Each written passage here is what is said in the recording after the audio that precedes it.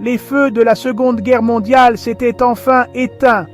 Le Canada, renaissant de ses cendres, se trouvait à la croisée des chemins.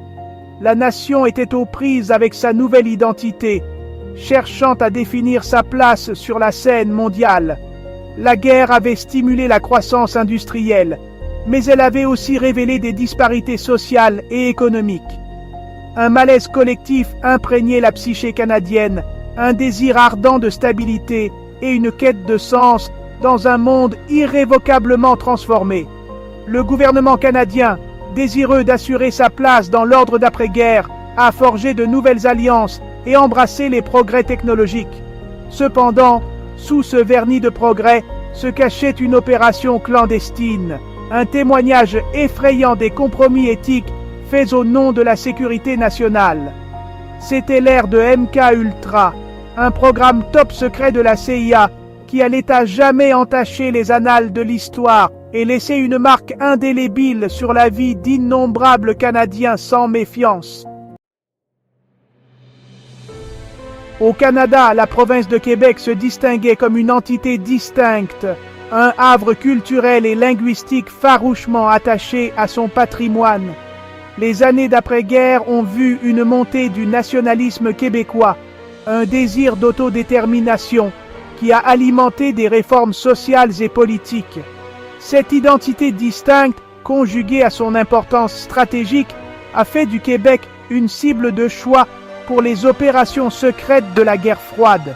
La CIA, obsédée par le contrôle des esprits de ses ennemis, a vu au Québec une occasion unique.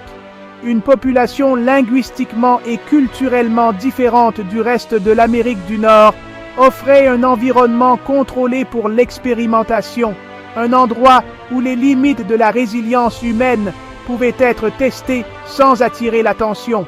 Et à la tête de ce sinistre projet se trouvait une figure qui allait devenir synonyme des horreurs de MK-Ultra, le docteur Donald Ewen Cameron. MK-Ultra.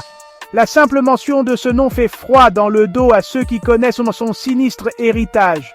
Conçu dans les couloirs obscurs du pouvoir, MK-Ultra était l'invention de la CIA, un programme top secret avec un objectif terriblement simple, le contrôle mental. Alimenté par la paranoïa de la guerre froide, l'agence cherchait à transformer la psyché humaine en arme, à la modeler et à la manipuler à sa guise. Le Canada, un allié fidèle des États-Unis, est devenu un complice involontaire dans cette entreprise macabre. Sous le couvert de la recherche scientifique, la CIA a injecté des millions de dollars dans des institutions canadiennes, établissant un réseau d'expériences secrètes qui allait en laisser une traînée de dévastation. Au cœur de ce réseau se trouvait l'Institut Allan Memorial à Montréal, où le docteur Cameron, un homme d'une intelligence indéniable mais à l'éthique douteuse, attendait ses sujets.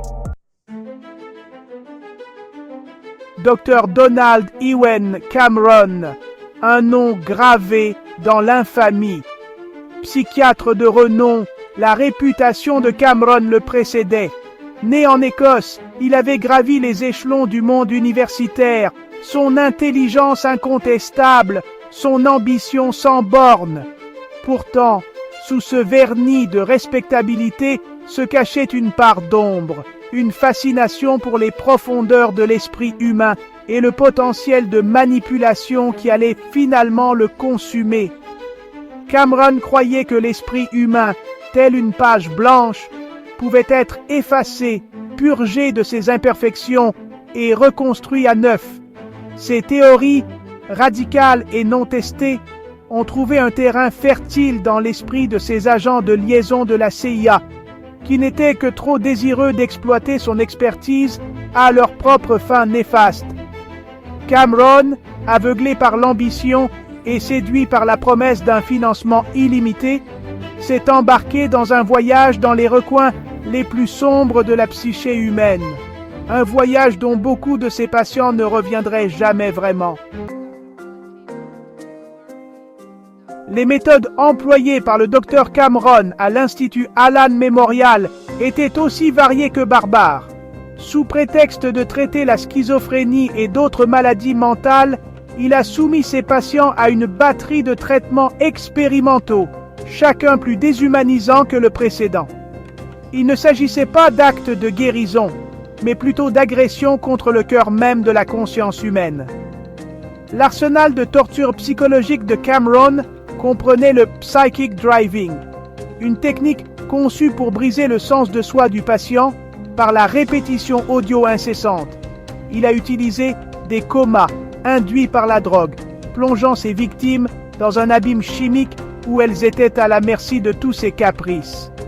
La thérapie électroconvulsive, administrée à des niveaux bien supérieurs à toute justification thérapeutique, envoyait des décharges électriques dans leur cerveau, les laissant désorientés et amnésiques.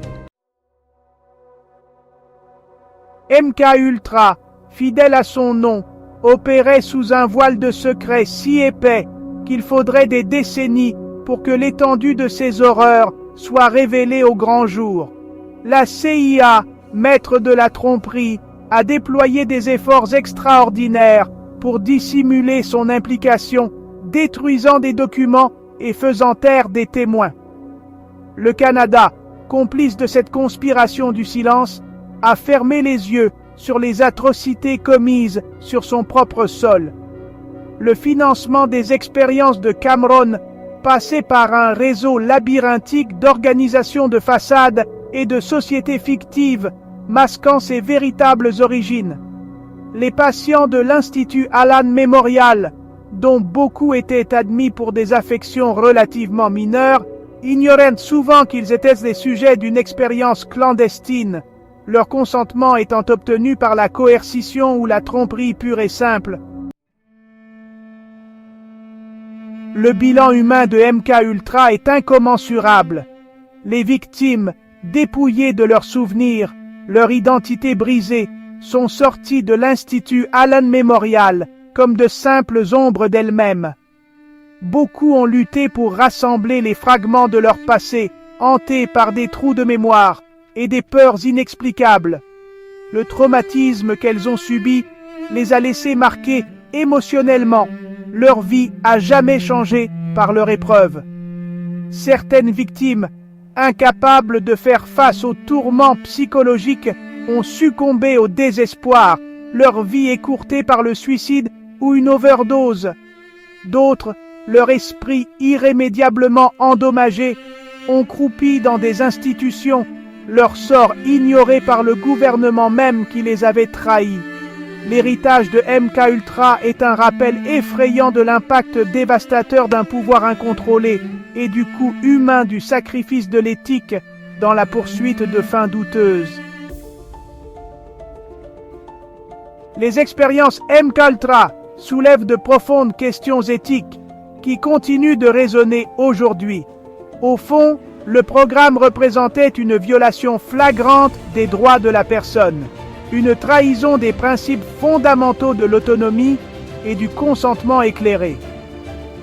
La CIA, dans sa quête de contrôle, a piétiné l'essence même de ce que signifie être humain, la liberté de penser, de ressentir, d'être.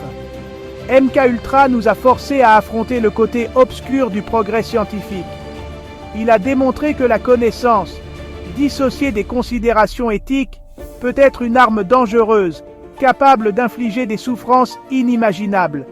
Le programme sert d'avertissement brutal contre l'attrait séduisant du pouvoir et l'importance de sauvegarder les droits individuels contre les empiétements de l'État. Les échos de MKUltra résonnent encore aujourd'hui.